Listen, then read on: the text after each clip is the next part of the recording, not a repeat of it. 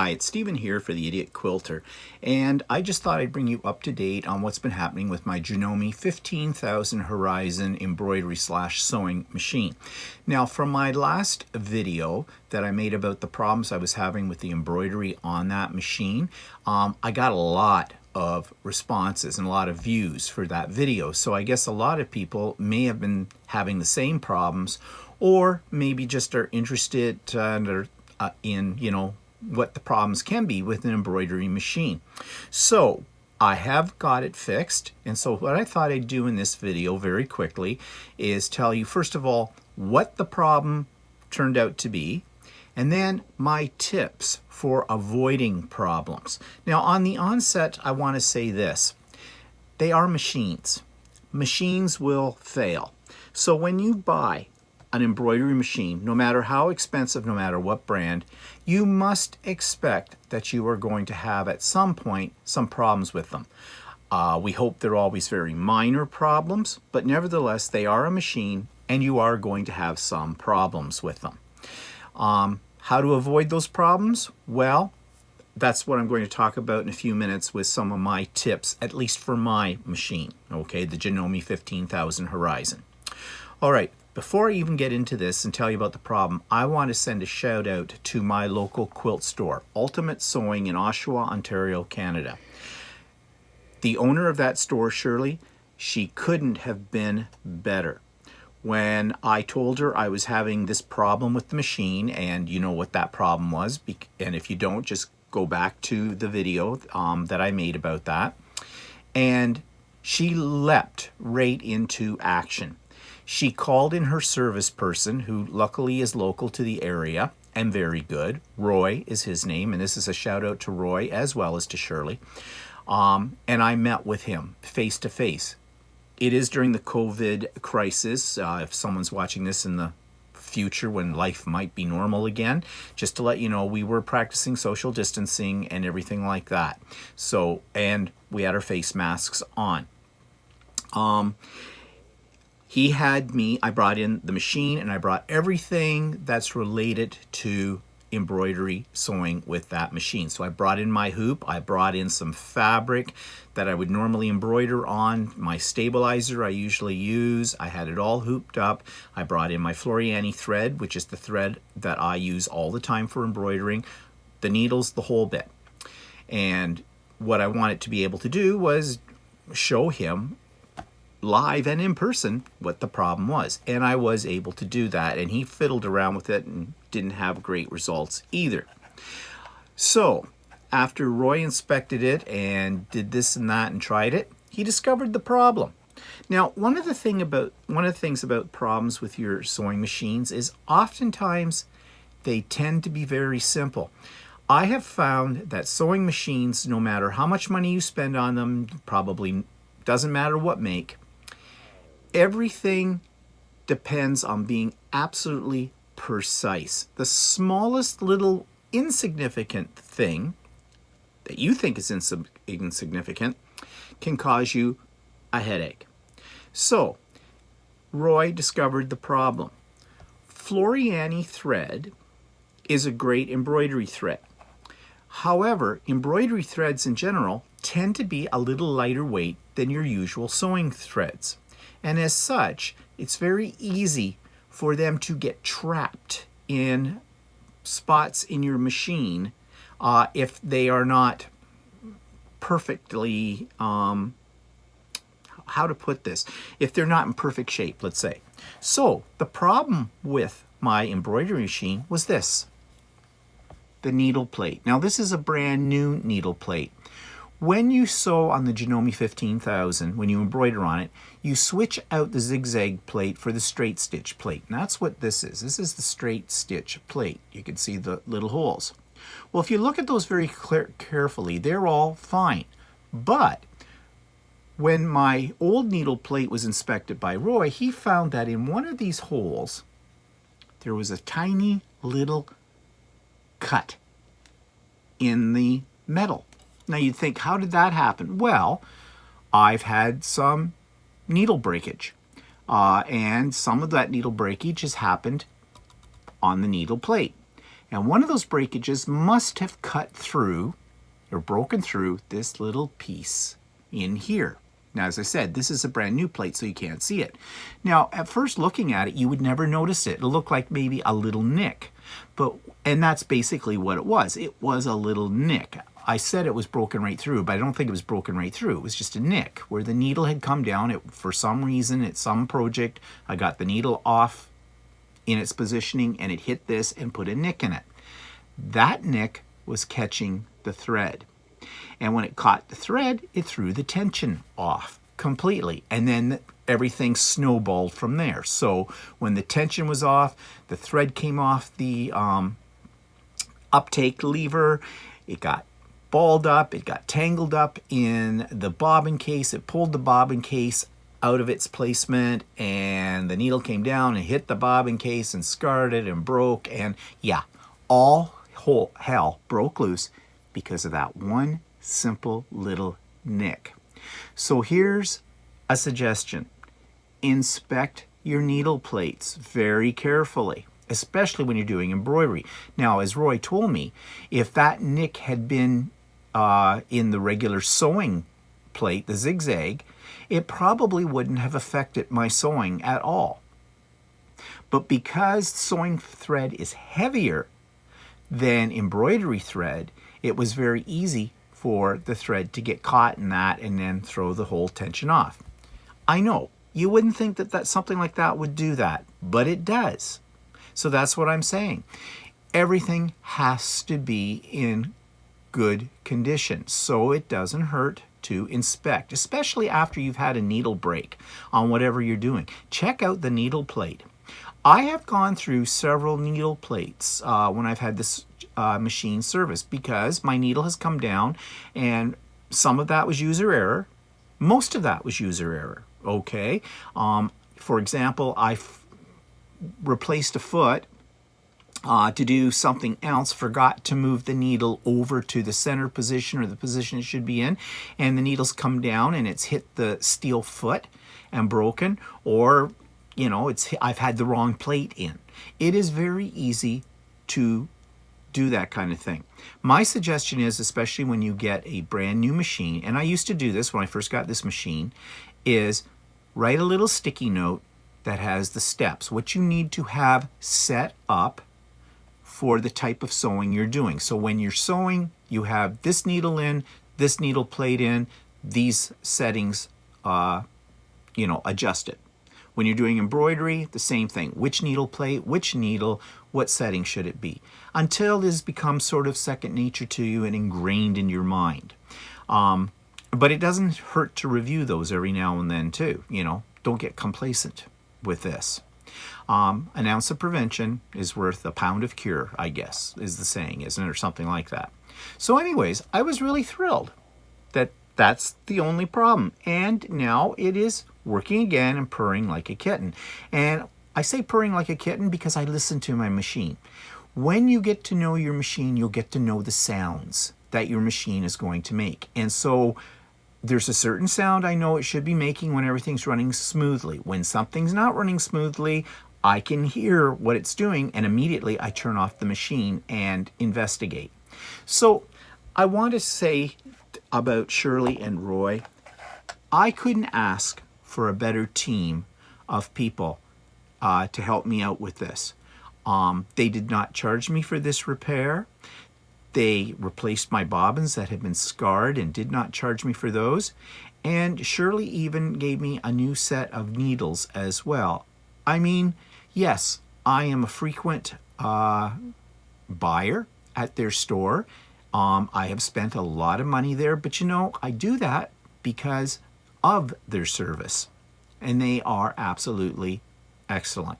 So if you live in this area, in Oshawa, Ontario, Canada, and you need really great service on your machines or just anything to do with quilting, then check out Ultimate Sewing on Bloor Street in Oshawa.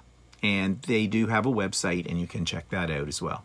Okay, that's my plug for them, and they weren't paying me for this. Okay, I genuinely believe in them. All right, so what I want to turn my attention to now is just some things that I learned from Roy, the service technician, yesterday that I want to share with you about embroidery. And I just want to share some other tips that I have learned.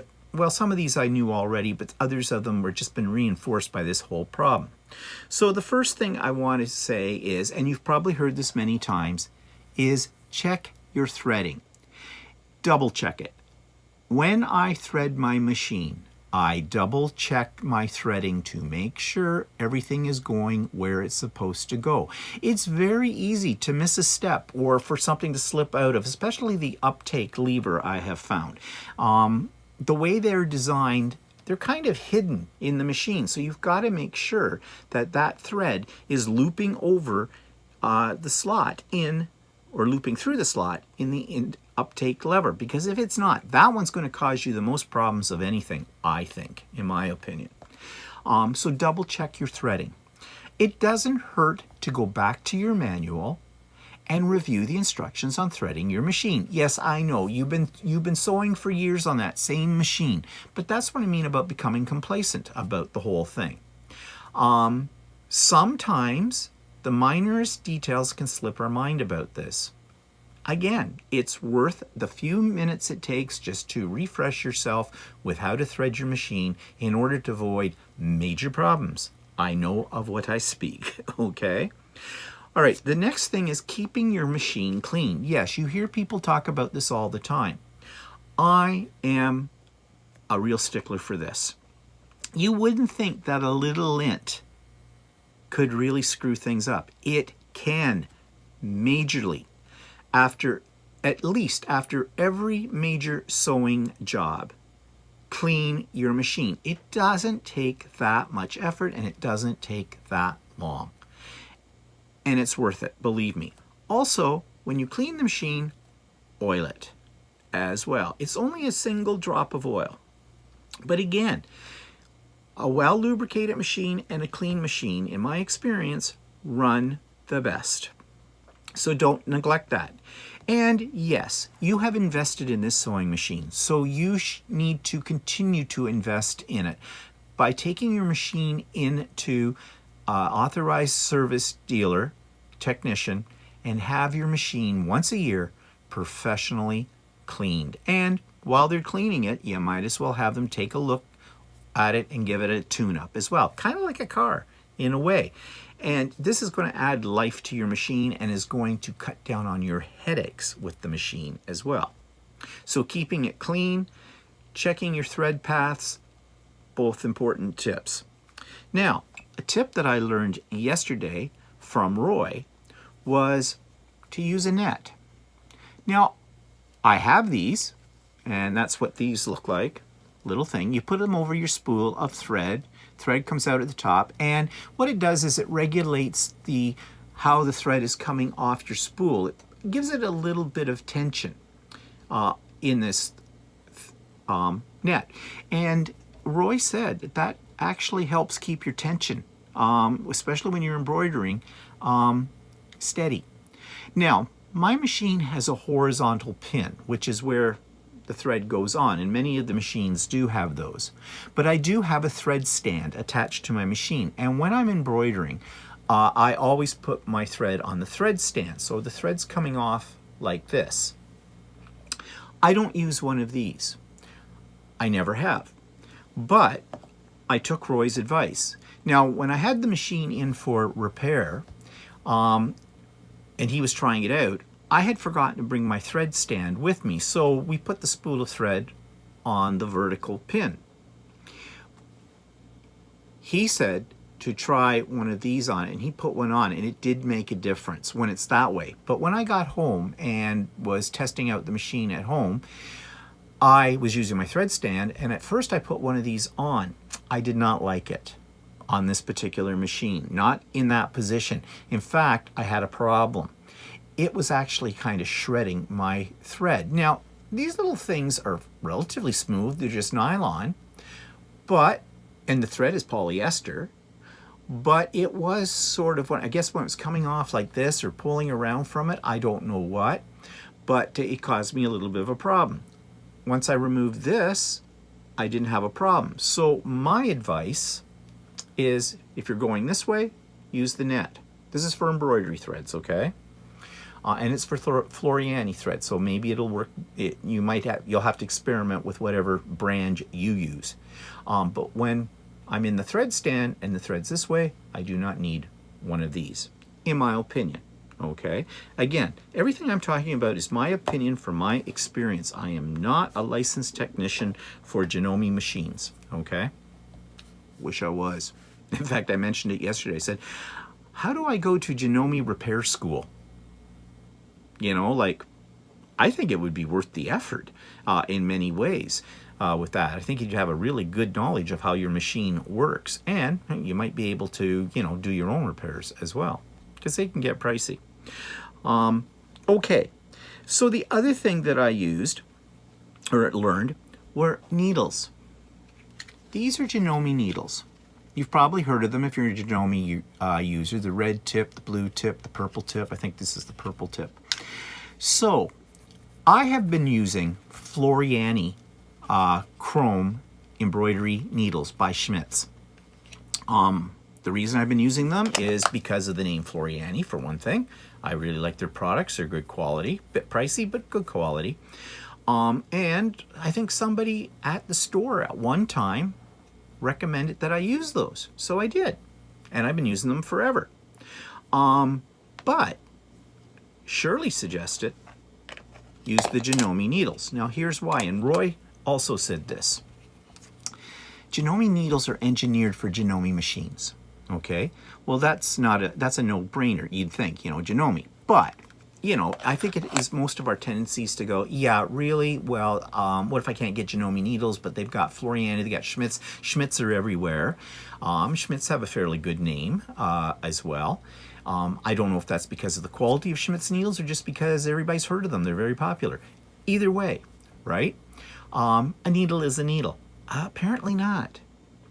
Okay, so Roy took out my needle that I had in the machine, which was a Floriani chrome embroidery needle, and he put in a number 11, the blue tip, number 11 needle for embroidery. Okay?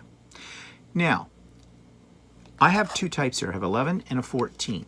Shirley said the 11 are for, you know, regular embroidery. Like, it depends on the thickness of the fabric. So basically I use cotton, quilting cotton for most of the things, and number 11 needle, she says, is fine. She says 14 is for heavier fabric. It makes a little bigger hole.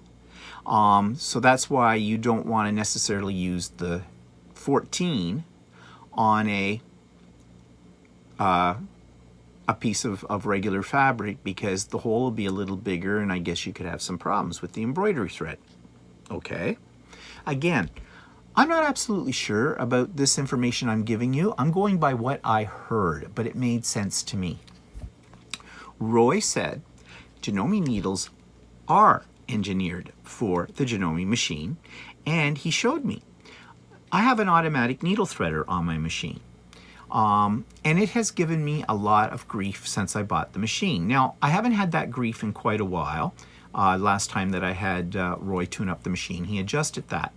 I do know there are certain weights of thread that you should not use with the automatic threader. Okay, and it tells you that in your manual. Okay, so I've been having okay luck with it, but occasionally I hit the automatic threader, and mine's completely automatic. I just hit a button.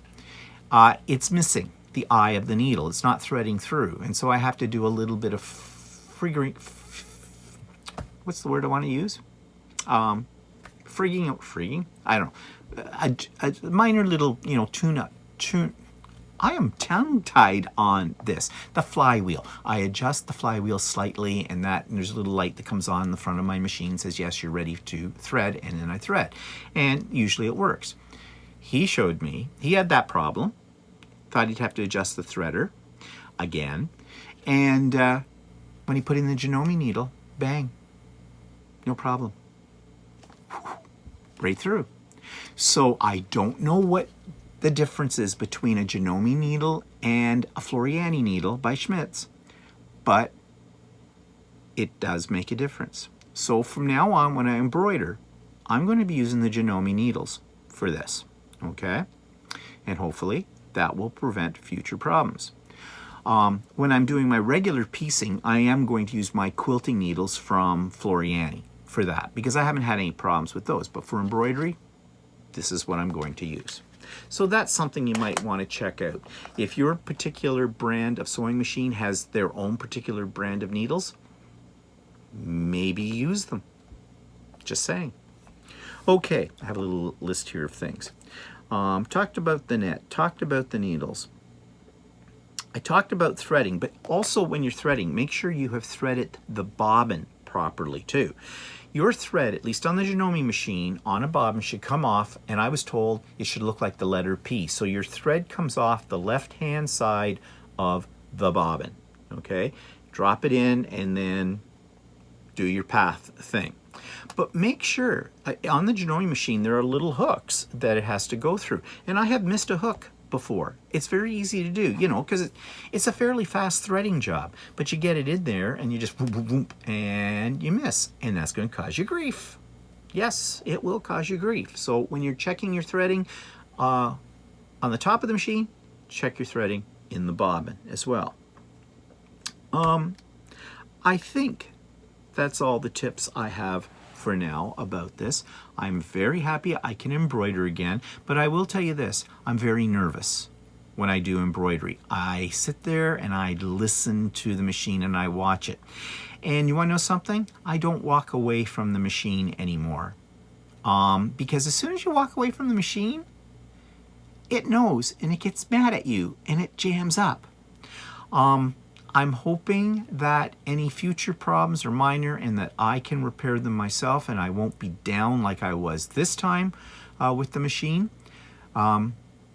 So my machine and I are back in love with each other again, right now. So I just thought I'd give you this update so you know what happened. And again, I couldn't have done this without the help of the team at Ultimate Sewing in Oshawa. They are absolutely #1 in my books. Okay, so I hope you found some of this of help for you as well, whether you have a Janome machine or not. And yeah, check out more of my Idiot Quilter episodes and stay tuned for future ones as well. Bye for now.